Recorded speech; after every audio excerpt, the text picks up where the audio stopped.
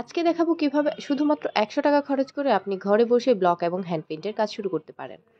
তো সর্বপ্রথম আপনারা দেখছেন যে আমার সামনে কিছু কাঁচামাল রয়েছে, যেখানে সাদা দুধের মতো তরল কিছু দেখতে পাচ্ছেন, কালার দেখতে পাচ্ছেন এবং দেখছেন কিছু ব্লকের ডাইস।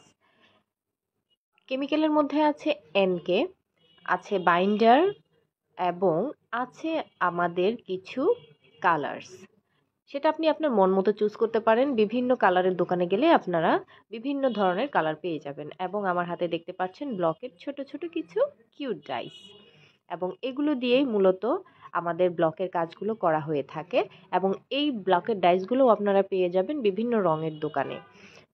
আর যারা হ্যান্ড পেইন্টিং করতে চান তাদের জন্য অবশ্যই প্রয়োজন এই ধরনের তুলি। আমার কাছে নতুন তুলি ছিল না, তাই আমার পুরাতন তুলিগুলো দিয়েই আপনাদেরকে ভিডিও মেক করে দেখালাম। যারা বিগিনার আছেন তারা কিন্তু আসলে রংটা দিয়ে কাজ করতে পারেন না, তাই এটা আমার হাতে যে জিনিসটা দেখছেন সেটা হচ্ছে একেবারে রেডি কালার। এখানে সব কিছু কেমিক্যাল সুন্দরভাবে মিশ্রণ করে দেওয়া থাকে। আপনারা দোকানে গিয়ে বললেই হবে যে আমি বিগিনার বা আমি নতুন কাজ করব, আমাকে কিছু রেডি কালার দেন এবং আপনি আপনার পছন্দ অনুযায়ী যে কালার নিতে চান সেগুলো কিনে নেবেন। আমার হাতে আছে ব্ল্যাক, মেরুন এবং গোলাপি কালার এবং দোকানের এই কালারগুলো কিন্তু খুবই ভালো মানের হয়।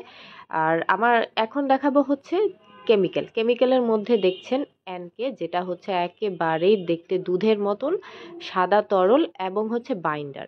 হুম তো আমার হাতে যে এনকে এবং বাইন্ডারটা দেখছেন, এনকেটা ঠিক একদম তরল পানির মতন সাদা এবং বাইন্ডারটা এনকের চাইতে একটু আঠালো হবে, কিন্তু দুটো দেখতে কিন্তু সেম, একই রকম দেখতে। কিন্তু যদি আপনারা ভুল করে না থাকেন সেজন্য আমি একটা কথা বলে দিচ্ছি যে এনকেটা হবে একদমই পাতলা পানির মতো এবং বাইন্ডারটার হবে একটু ঘন। এবং এনকে বাইন্ডার দুটোই কিন্তু এক ধরনের আঠা, যা হচ্ছে আমাদের কাপড়ের রংটাকে খুব সুন্দর করে বসানোর জন্য আঠার মতো কাজ করে।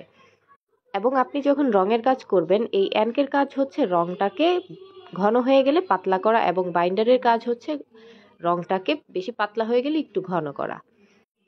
এবং আপনারা যখন কাজ শুরু করবেন তখন অবশ্যই আপনাদের জন্য পরামর্শ থাকবে, যারা নতুন আছেন তারা অবশ্যই বাসার যে পুরাতন টুকরো কাপড়গুলো থাকে, বিশেষ করে সাদা অথবা অফ হোয়াইট কালার, সেগুলোতে করার চেষ্টা করবেন, সেটাতে আউটপুট অনেক ভালো আসে। এবং এই কালারগুলো যেহেতু রেডি কালার, তবুও আমি কি করি, প্রায় সময় আমি হচ্ছে যে আপনার এনকে এবং বাইন্ডারটা মিক্স করে নিই, কারণ অনেক সময় দেখা যায় যে দোকানের তা বিভিন্ন কেমিক্যালের তারতম্য থাকতেই পারে, যার জন্য আমি রঙের কোয়ালিটি এবং স্থায়িত্ব বাড়ানোর জন্য আবার আমি কিছু পরিমাণে এনকে এবং বাইন্ডারটা মিশ্রণ করে থাকি। এতে হয় কি যে রঙের যদি আপনার কেমিক্যাল নাও দিয়ে থাকে দোকানদারেরা, তাহলে আমি আমার দিক থেকে শতভাগ শিওর থাকি যে রঙটা কখনোই আর উঠবে না।